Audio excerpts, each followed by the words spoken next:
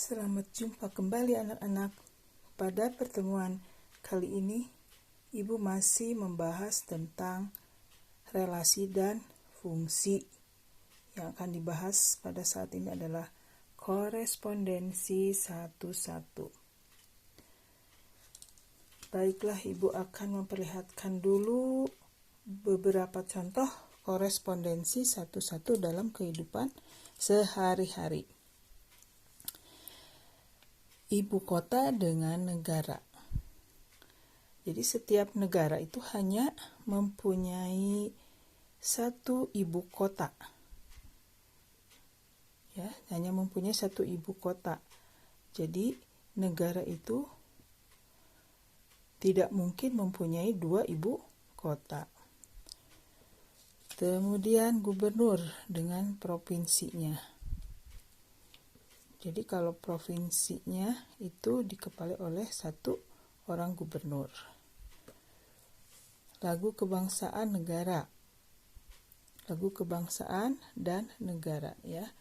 Jadi satu negara itu punya satu lagu kebangsaan. Kemudian siswa dan nomor induk. Siswa dan nomor induk. Satu siswa itu pasti satu nomor induk. Ini contoh dari korespondensi satu-satu dalam kehidupan sehari-hari. Ini juga misalkan dalam kehidupan sehari-hari yang nomor satu itu yang ibu kota dengan negara ini contohnya. Nah, di sini dari himpunan A yang anggota-anggotanya adalah ibu kota, himpunan B adalah anggota-anggotanya negara. Di sini relasinya ibu kota dari himpunan A ke himpunan B, Jakarta, ibu kota dari Indonesia, Dili, ibu kota dari Timur Leste, Manila, ibu kota dari Filipina, Hanoi, ibu kota dari Vietnam. Ini merupakan korespondensi satu-satu. Karena dari anggota A, setiap anggota A ini dipasangkan dengan tepat satu anggota dari ke himpunan B. Begitu juga dari himpunan B dipasangkan dengan tepat satu anggota di himpunan A. Jadi Vietnam, Hanoi, Indonesia, Jakarta, Filipina, Manila, Timor Leste, Dili. Jadi apa itu korespondensi satu-satu? Korespondensi satu-satu dari himpunan A ke himpunan B. Korespondensi dari himpunan A ke himpunan B adalah ini merupakan fungsi khusus ya, fungsi khusus. Fungsi khususnya gimana? Karena dari himpunan A ke himpunan B itu merupakan fungsi, dari himpunan B ke himpunan A juga merupakan fungsi. Jadi timbal dua bolak-balik dari A ke B, dari B ke A ini merupakan fungsi ya. Jadi fungsi khusus yang memasangkan setiap. Jadi ulangi lagi, korespondensi satu-satu dari himpunan A ke himpunan B adalah fungsi khusus. Ini fungsi khusus yang memasangkan setiap anggota dari himpunan A dengan tepat satu anggota dari himpunan ke himpunan B. Begitu juga sebaliknya, dari setiap anggota himpunan A dipasangkan dengan tepat satu anggota himpunan setiap anggota himpunan A ya. Jadi ulangi lagi, setiap anggota himpunan A dipasangkan dengan tepat satu anggota himpunan B, sebaliknya setiap anggota himpunan B dipasangkan dengan tepat satu anggota himpunan A. Nah, jadi syarat dari suatu fungsi bisa dikatakan korespondensi satu-satu itu syaratnya apa? Jadi yang pertama kalian harus melihat dulu banyaknya anggota dari kedua himpunan ini harus sama. Contohnya di sini di himpunan A 1, 2, 3, 4 ada 4 anggota. Himpunan B juga ada 4 anggota 1, 2, 3, 4. Jadi syarat pertama adalah banyaknya anggota himpunan A sama dengan banyaknya anggota himpunan B, atau banyaknya anggota dari kodomain sama dengan banyaknya anggota dari kodomain. Yang kedua syaratnya adalah semua anggota atau setiap anggota dari himpunan A punya pasangan tepat satu anggota himpunan B. Tuh ya. Yang ketiga, setiap atau semua anggota himpunan dari B itu punya pasangan tepat satu anggota di himpunan A.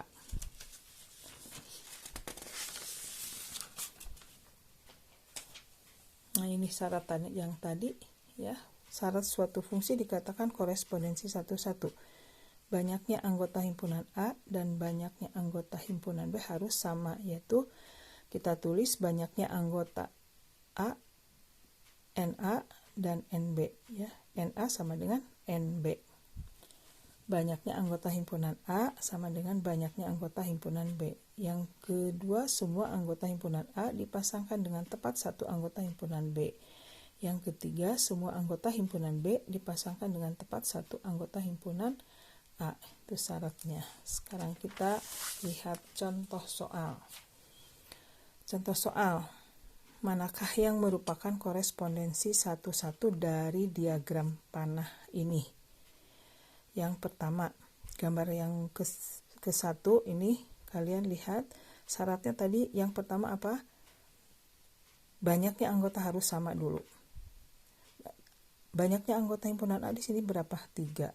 Di himpunan B ada berapa? 2. Jadi ini sudah tidak bisa kita katakan korespondensi satu-satu. Dari banyaknya anggota saja sudah tidak sama. Ini 3, ini 2. Ya, himpunan A 3, himpunan B anggotanya 2. Sudah satu syarat tidak terpenuhi, maka ini langsung bukan korespondensi satu-satu. Bukan KSS, disingkatnya korespondensi satu-satu KSS ya. Yang kedua, gambar yang kedua ini apakah merupakan korespondensi satu-satu dari A ke B? Kita lihat anggotanya 1, 2, 3. 1, 2, 3 ini ada 3 anggotanya. Ini himpunan A anggotanya 3, himpunan B anggotanya 3. Sudah terpenuhi syaratnya. Apakah semua anggota di himpunan A terpasangkan dengan tepat satu anggota himpunan B?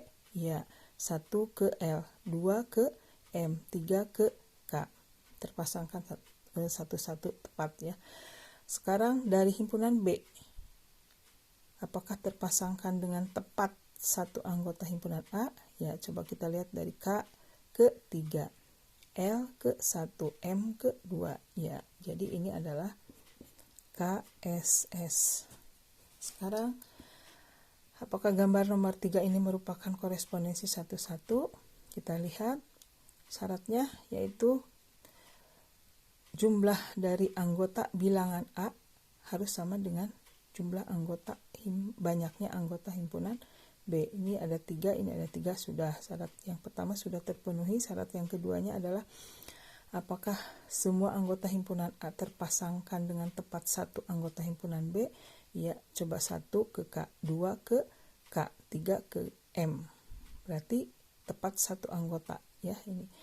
Tetapi sekarang kita lihat dari himpunan B ke himpunan A. Apakah terpasangkan dengan tepat satu anggota? Dari K ke 1, dari K ke 2. Nah, K ini mempunyai lebih dari satu pasangan. Harusnya harus satu pasangan ya. Jadi ini 2. Jadi tidak bisa kita katakan korespondensi. Apalagi di sini ada anggota B yaitu L tidak terpasangkan ke himpunan A. Ya, jadi ini bukan korespondensi satu-satu.